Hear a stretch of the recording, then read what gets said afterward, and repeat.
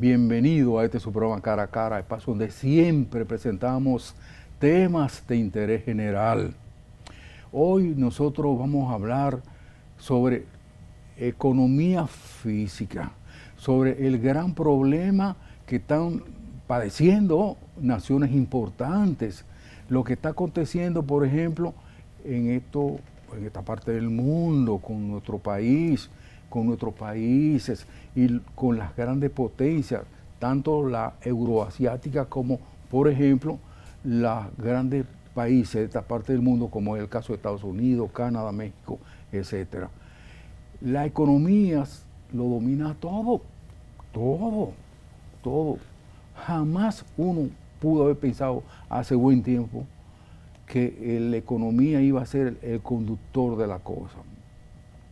Hubo un papa que llamó al capitalismo, eso, el capitalismo salvaje, por la forma de actuar de los norteamericanos, y no de los norteamericanos, sino de los líderes, de los dirigentes, de los dueños de ese país, que, dicho sea de paso, uno de los candidatos en las últimas presidencias dijo que no había diferencia entre demócratas y republicanos, que era la misma cosa, exactamente igualito que aquí, o casi igualito que aquí.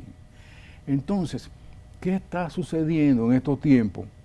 Que viene una pandemia y nos atrapa, y eso afecta, incide fuertemente sobre la economía de los pueblos, incluyendo este.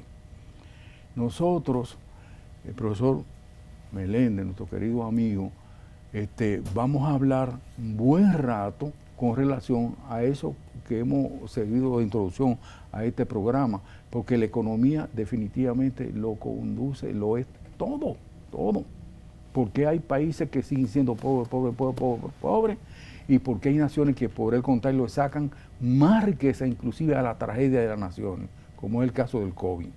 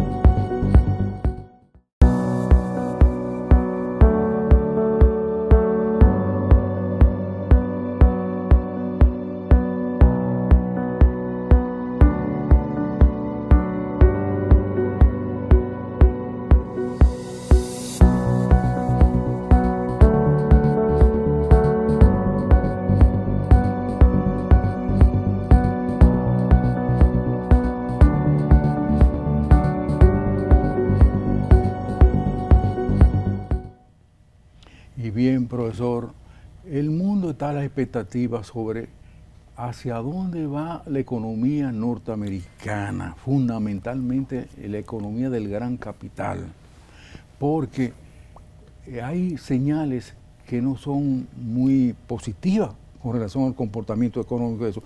Usted recuerda que al final del gobierno de Barack Obama y principio de George Bush, hubo un gran desfase económico. El 8. Exacto. En que el gobierno de Estados Unidos tuvo que invertir más de 800 mil millones de dólares, pero no era para ayudar a los pobres, no, no, para ayudar a eso, a los bancos. O sea, siguiendo con precisión esa desconexión de dólar con el oro, causó pues una... Acuérdate de los petrodólares, los bonos chatarra, las crisis en Corea, en México, Brasil, etcétera, dan a una idea de cómo Estados Unidos, de ser un país de producción, se fue convirtiendo poco a poco en una economía de servicios, y dentro de la economía de servicios lo que más resaltaba era el proceso de especulación financiera. De hecho, esta especulación, al no tener norte, en la crisis del 2008, la Reserva Federal, en lugar de defender la economía, decidió defender a este grupo de bancos que son los que controlan conjuntamente Wall Street y la City de Londres, que son las dos instituciones de esa mera oligarquía que estamos hablando, que forzaron, y en este caso también toda la parte de Europa Occidental, a través del Banco Central Europeo, lo que se llamó un invento que ellos llamaron la emisión cuantitativa. ¿En qué consistía la emisión cuantitativa? Que ellos emitían todos los meses cantidades de miles de millones de dólares para hacer que los bancos se recompraran a sí mismos.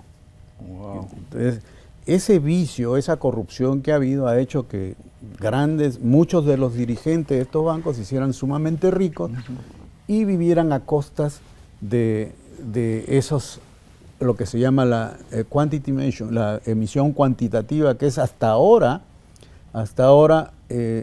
pero tanto emitir dinero empieza es como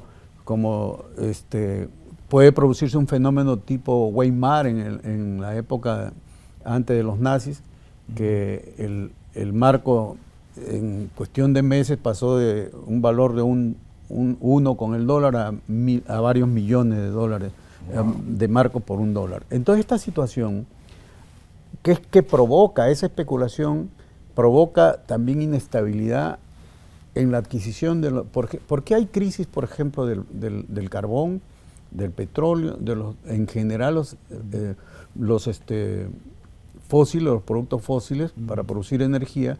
Porque ya no hay contratos a largo plazo, como el presidente Putin dijo, nosotros necesitamos para garantizar el precio contratos a largo plazo. Sin embargo, estos banqueros, estos especuladores, lo que hacen es ir al mercado de spot, o sea, donde pretenden hacer ganancias al muy corto plazo. Entonces, con esa jauría de especuladores, pues se ha disparado el precio del carbón, el precio del petróleo, el precio en general del gas. Sí. O sea, en Europa, en estos momentos, los incrementos de tarifas y la escasez que va a haber ahora que va a empezar el invierno es horrible. Sin embargo, ellos en lugar de tomar una actitud positiva, siguen tratando de confrontar tanto con los rusos y con los chinos, cuando ellos están en una idea totalmente de cooperación y no confrontación.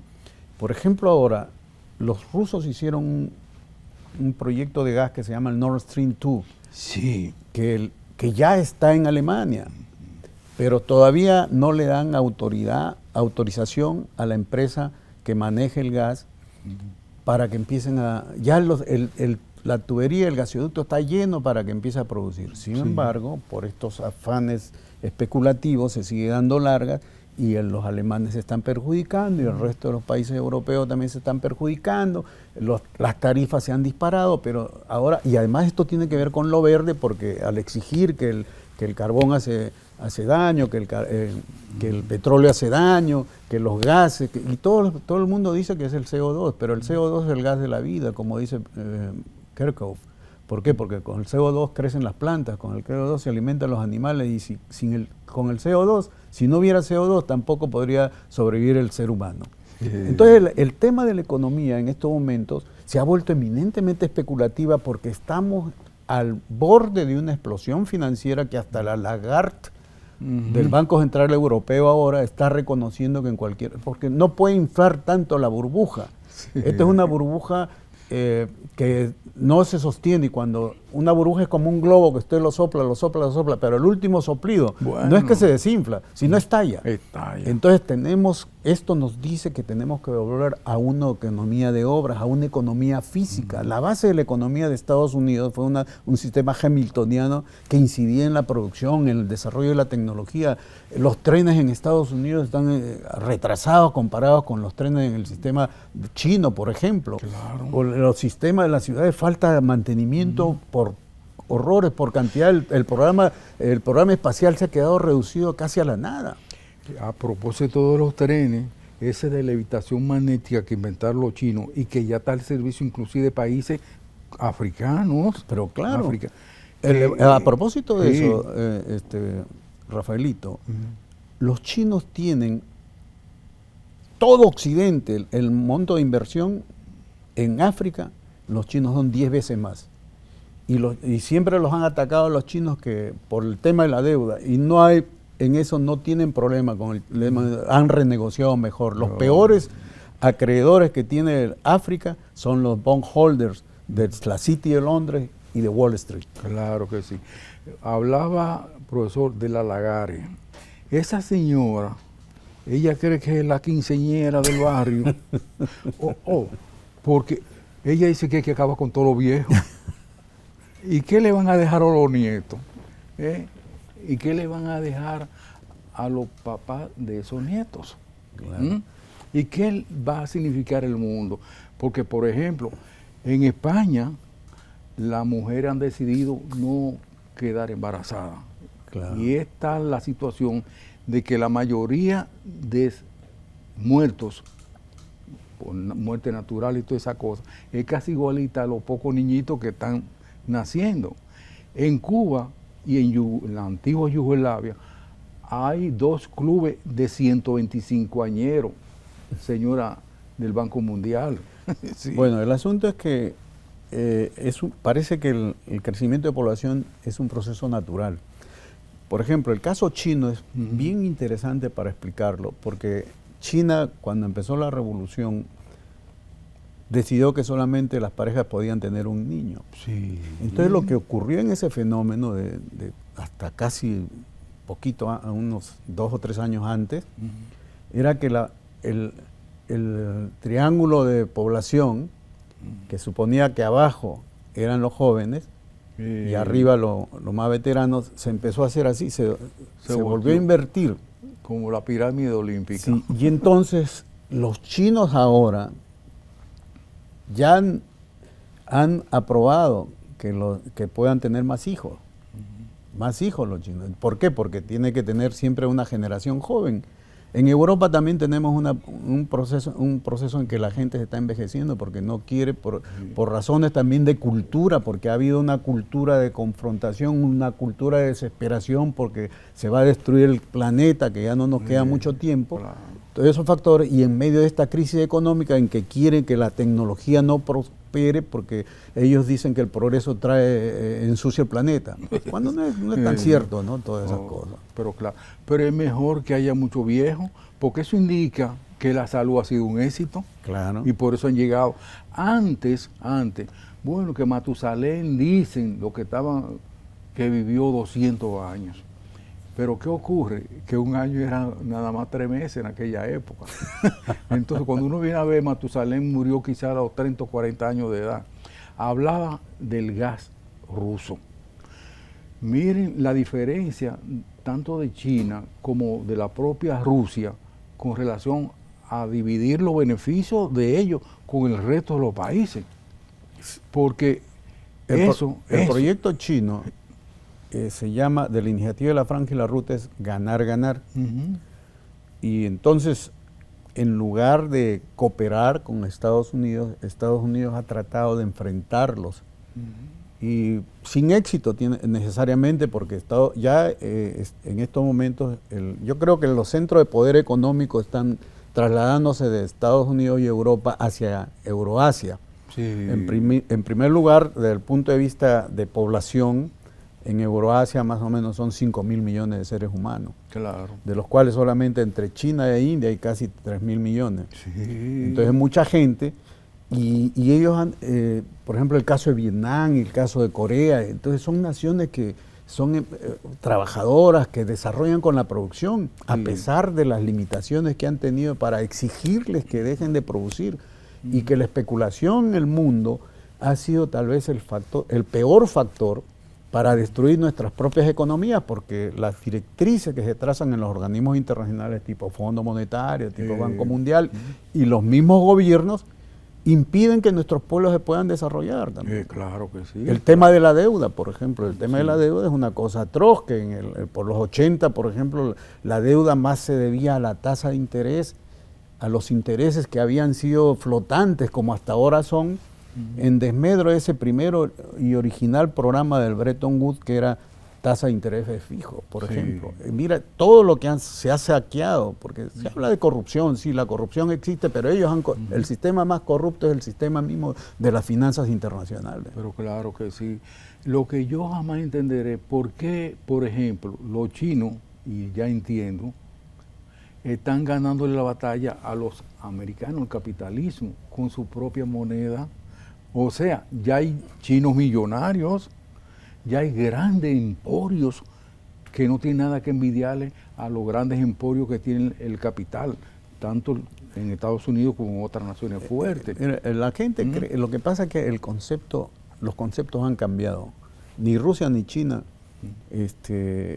ya tienen ese estatismo puro, simplemente. Es la dirección del Estado, pero muchas actividades, por ejemplo, en el caso, un español jefe del Comité de Amigos de España con China, sí, él mismo refería que en China casi el 90% de las actividades productivas son de propiedad privada. Sí. O sea, lo que se dan son las grandes directrices como debe ser, como debe ser. Y entonces, pero además los chinos están promoviendo la cultura en su población, en sus niños. El otro día yo vi un programa espectacular de cómo chiquitos de 8 y 9 años hacían diseños en clases para desarrollar la creatividad, mientras en Occidente se hace todo lo contrario. Se está, como dice Putin, ¿cómo es posible que todavía a estas alturas del partido estén definiendo que un niño puede ser niña o al revés, cuando hay otras cosas más importantes? Claro. O sea, esto es pura diversión, todo esto, como el caso de las drogas también. Estados Unidos, por ejemplo, yo he leído un documento alarmante los otros días que habían fallecido más de 100.000 personas el año pasado por asuntos de drogas. Sí. Y entonces, sí, y todos los estados en Estados Unidos, al revés de otros sitios, promueven la legalización de las drogas. Claro. Por ejemplo, el caso de Oregón. Oregón no solamente está legalizada la marihuana, sino todo el resto de las drogas, la cocaína y toda una serie de drogas que son de tipo sintético, la heroína también incluida, le dan por cuota. Es que la gente dice, los especialistas en esta área de la droga señalan que Estados Unidos es un negocio de 400.000 millones de dólares al año de droga básicamente llevada de Colombia para allá. ¿Quién atenta contra ese negocio? Nadie. Un especialista que trabajó en la dirección de droga en Estados Unidos hizo una denuncia respecto que es a Estados Unidos que le beneficia ese negocio.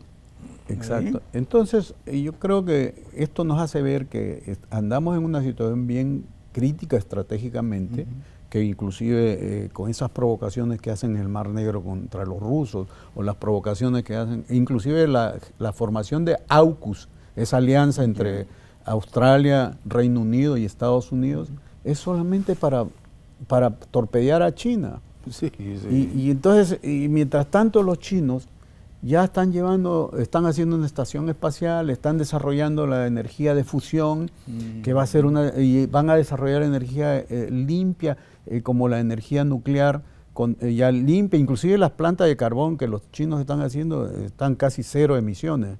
Entonces vienen cambios grandes, porque lo que necesitamos es el progreso y el desarrollo de la tecnología en beneficio de la sociedad, no que nos reduzcan a estar usando molino de viento o que reducir las zonas donde se cultiva y se cosecha como pretendía esta gente del COP26. El hecho que el mundo haya rechazado, y mira, y cuando hablas de la jovencita esta, así, muchos jóvenes también han sido, sin conocer mucho, han sido empujados a estar en esas alarmas, que Cockcroft les escribe una carta de 7 puntos y hace un llamado a los jóvenes que el progreso es una cosa natural y no que hay que negarles a la humanidad el desarrollo del progreso, ¿no? Pero que el progreso debe llevarse por buena ley, pues no claro, acabando, por ejemplo, con media humanidad, como muy bien adelantó Lindo Belarus. Sí. O sea, todo el mundo tiene derecho a la vida. Y es el ser humano el que ayuda precisamente al progreso. Hablaba del gas. Ese pase de gas de Rusia a Europa. Europa son una buena cantidad de países. Rusia es un solo. Sí. ¿Qué ocurre? Que Rusia está dándole su beneficio, su producción la naturaleza que ellos tienen, en este caso con relación al gas, a esas naciones que no lo tienen. Sí. Mire que esto más bonito.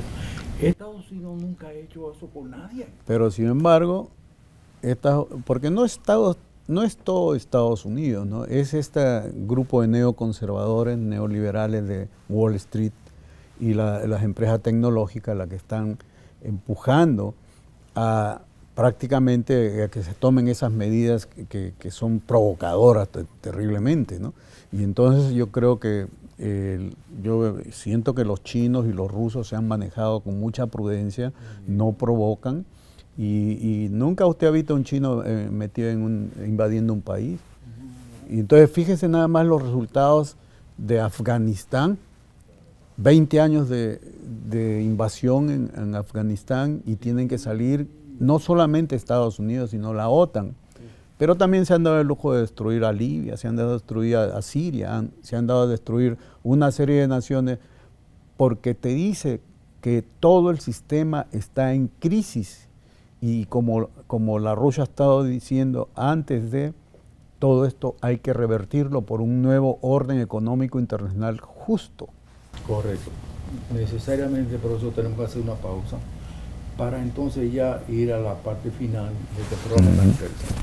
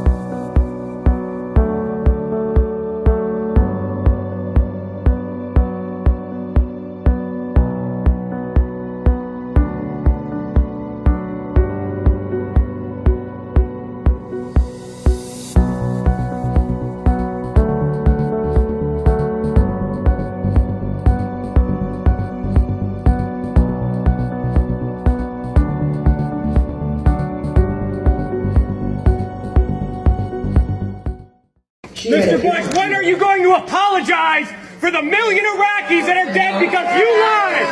You lied about weapons of mass destruction. You lied about connections to 9/11. You lied about Iraq being a threat. You sent me to Iraq. You sent me to Iraq in 2003. My friends are dead. Joshua Castile. You killed people.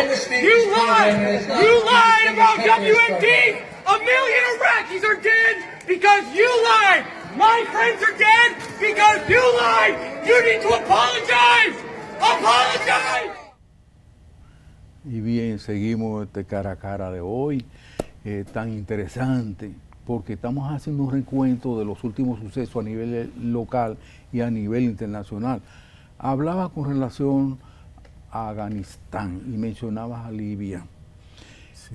Libia, con Mohamed el Gaddafi, que lo asesinaron los norteamericanos, el presidente de esa república, él le daba a los estudiantes universitarios toda la facilidad de vida por haber, y a cada uno de ellos $500 al mes para que se ayudaran.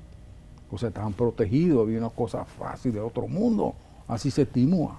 Bueno, lo que pasa, Rafaelito, que esta política de Bush y después seguida lamentablemente por Obama, porque los últimos presidentes que no quisieron ir a la guerra era Donald Trump. Tuvo ese privilegio y hay que reconocérselo. Sí, él no, inclusive claro. dijo que quería salir de Afganistán, pero ese aparato de la estructura militar, industrial, saboteó eso, y él no pudo salir de Siria, no pudo salir de Afganistán, y recién tuvo prácticamente que verse obligado Biden a cumplir con esa última promesa, pero previo, apenas llegó al poder Biden, le metió un bombardeo a los límites de la frontera entre Irak y Siria, Sí. y siguió peleando. Entonces, Y la situación estratégica de esas provocaciones no se compadecen por esa es una vieja política de Estados Unidos de lo que se llamaba el cambio de régimen. El cambio de régimen empezó en Túnez, en Egipto, casi todo el Medio Oriente. Es un plan que había de 7 países. Y inclusive lo de Afganistán estuvieron 20 años. Mira, y hay que ver que los rusos, cuando era la Unión Soviética, se pasaron 10. Sí. O sea, es una región olvidada, tiene 39 millones de kilómetros, de personas, Sí. de habitantes, y que en este momento están casi 22 millones al borde del colapso porque no tienen que comer. Y para ser identificados en Afganistán hay una figura muy notable del siglo XI que se llama Avicena. Es un gran médico, escritor, o sea que aunque también lo reclama Irán y lo reclaman otros, pero inclusive sus escritos sobre medicina se conocían en Europa y todo. Pero entonces Afganistán en estos momentos, también hay otro dato muy interesante, que mientras duraron la OTAN y Estados Unidos ahí, el incremento del opio, del cultivo de la amapola se incrementó de una manera bárbara. Y entonces cuando han llegado los talibanes ahora, claro, hay muchas dudas con los talibanes, pero eso no impide, ellos han dado buenos gestos para mantener una situación más o menos bajo control, pero sin embargo los fondos de Afganistán no se entregan. Y entonces la situación es que están al borde de la inanición y han destruido un país como el caso también de Haití, aquí nuestro vecino. Sí. El Instituto Schiller sí ha preparado un programa cómo desarrollar Haití, porque la solución a los problemas dominicanos es que el país de Haití, el vecino país de Haití, pueda desarrollarse. La semana que viene vamos a entrar por ese problema que tanto tiene que ver con este lado. Y traer el informe. Claro, además también un informe que hay del Instituto de Chile con relación a eso. Los norteamericanos se fueron a Libia y fue un fracaso. Pero se fueron ahí a Afganistán, señores, y duraron 20 años y no hicieron nada más que matar gente y saquear la riqueza económica productiva de esa pobre nación, porque ya no es rica, pobre nación. Pero esos 20 años de la incursión norteamericana en Afganistán significó para el bolsillo del pueblo norteamericano, profesor, 800 mil millones de dólares. Y más de 400.000 gente han fallecido en ese tiempo, dicen las estadísticas oficiales. Y más que mandaron a esos muchachos gringos a morirse sin saber ninguna razón habida ni justificada para irse a morir a tierras extrañas, simplemente para satisfacer los intereses de la estructura militar, industrial y del Wall Street y de estas compañías tecnológicas inmensas que tienen más poder, que inclusive le impiden que uno pueda emitir sus opiniones, como ocurrió con el caso del presidente Trump, también que lo suspendieron en Facebook, en Twitter y todo. Se está usando toda una serie de mecanismos que verdaderamente es alarmante. Y el caso, por ejemplo, de una persona que denunció este hecho como Julian Assange, que Assange puso al descubierto toda esta cobertura, porque desde que pasó lo del 11 de septiembre, y hubo una ley patriota en Estados Unidos. Todo el mundo cree que es libre, pero allá le controlan hasta la respiración a todos los norteamericanos que viven ahí, y como una forma más totalitaria, que inclusive que muchos critican el totalitarismo de los chinos, pero hay que mirar ese totalitarismo. Pero claro, ellos todavía creen que viven en el viejo oeste. Eso que hicieron con los haitianitos en la frontera, cosa que ahora ellos mismos nos están criticando a nosotros con el gran lío que uno tiene con ese país vecino. Ellos le echaron caballo y le dieron fruta a infelices haitianitos que querían cruzar la frontera ahí con Estados Unidos, México, Estados Unidos. ¿Y qué se inició ahí? Nada. Dick Cheney, que era la eminencia gris en el gobierno de George Bush, una persona muy inteligente, muy seguida. Cuando hacen el lío de la Torre Gemela de Nueva York, le dice el presidente Bush, ¿y qué hacemos ahora? Y él dijo, Irak, estúpido. Irak. Pero es que en Irak no hay petróleo. No, es ahí que está el petróleo. Ahora, pero vamos a decirle que los datos de inteligencia después posteriores a lo del 11 de septiembre no apuntaron nunca a Osama Bin Laden. El mismo LaRouche lo dijo. Negó. El mismo LaRouche lo dijo, ¿no? Que esta era una operación que llevaba a otras condiciones y que inclusive las investigaciones han llegado a establecer la responsabilidad de Arabia Saudita. Inclusive los parientes de las más de 3.000 víctimas de lo de las Torres Gemelas han reclamado un juicio y están haciéndole juicio a Arabia Saudita porque los informes que se liberaron responsabilizan a los sauditas en esa operación. Pero claro, pero es que había negocio entre Bin Laden y el hermano de Bin Laden con la familia Bush. Ahí en la frontera con Texas, ahí que es donde viven los Bush, hay un aeropuerto que se llama Orange, como naranja en inglés, Orange, y era de ellos dos. Y cuando hicieron el acuerdo de fabricar ese aeropuerto, el hermano de Bin Laden desapareció, murió a los 2 o 3 meses nada más, y dicen que entonces Bush se quedó con la otra parte. Profesor, la corrupción tiene mucho que ver con la tragedia de todos estos pueblos, incluyendo el nuestro.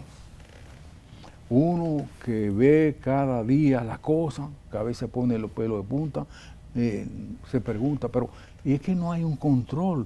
¿Cómo, por ejemplo, se sacan tantos recursos para paraísos fiscales? El jefe, Rafael Leonidas Trujillo y Molina, que es el mandamás, todavía controla un poco. Pero yo le siguiente pregunto, de ellos, con relación, tenía su cuarto en un banco de Nueva York, Wachovia era, creo que se llamaba. Yeah. Pero esta gente lo han superado a Trujillo, todo el mundo junto. Pero lo que pasa es que hay que entender que ¿por qué se han hecho los paraísos fiscales? Además. Entonces, los paraísos fiscales son para estas grandes corporaciones. El mayor y más grande paraíso fiscal que se conoce es la City de Londres, entre comillas legalizada. Sí. Porque ahí incurren todo lo que es tráfico de armas, dinero de tráfico de drogas y en general los poderes, y ellos tienen estas zonas donde no se paga impuestos, pero son para sus propias operaciones, pero invitan a otras personas que pueden ser legales o no también, porque no todo el que tiene su dinero es mal habido, a lo mejor para conseguir un financiamiento, pero más o menos. Y todo. Pero entonces lo que pasa es que se buscan estos chivos expiratorios porque protegen a estos más grandes que son los dueños del dinero en el mundo. Hay un principio jurídico que dice que detrás de toda riqueza hay un crimen. Cuando uno va a un colmado y compra y le roban una onza, están robando, eso es un crimen.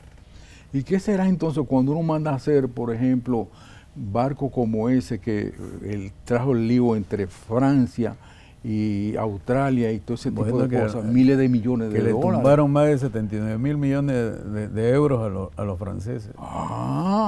Eso trae problemas. Claro. Y ya ellos tienen un periquito en ese sentido. ¿Sí? Lukashenko, que es el presidente de Ucrania, el que no hizo el leoducto ese que hizo Putin, él dijo que le va a cerrar el grifo a ellos allá. Sí. Bien, entonces, esa es la idea en sentido global. Yo me pregunto, a propósito del secuestro del diplomático venezolano de un país africano hacia Estados Unidos, a un diplomático que eran gente cuasi sagrada. Bueno, pero son viejas costumbres. Claro, pero a la chinita de la jefa máxima de una gran empresa de la China, de los celulares y todas esas cosas. A ella la tuvieron que liberar. Se vieron obligados. Se vieron obligados. Estuvo mucho tiempo detenida en Canadá. Y lo mismo que hacen con el periodista Sánchez, que lo secuestraron, siendo Assange y el otro, ¿cómo se llama? El que está en Rusia. No, claro que no. Así no es que el mundo puede caminar tranquilo y en paz y lograr un gran desarrollo y un avance hacia la convivencia mundial. Hay que defender la economía, obviamente que sí. Hay que defender la naturaleza, pero hay que ayudar a los países pobres. El mundo, y mucho más a grandes imperios como Estados Unidos, en vez de estar fabricando bombas para masacrar a los otros países, que tiren sacos de arroz, sacos de habichuela, plátano, lo que sea, principalmente los países más pobres, incluyendo todo el cuerno africano, porque da pena, vergüenza y lacer el alma cuando uno ve un niño africano que es un paquete de hueso, arrastrándose, pidiendo un poquito, un pozuelito de arroz para poder subsistir, aunque sea un par de minutos. Gracias, profesor. Wow. Nosotros pues nos vemos en otro cara a cara. Déjame mirarlo.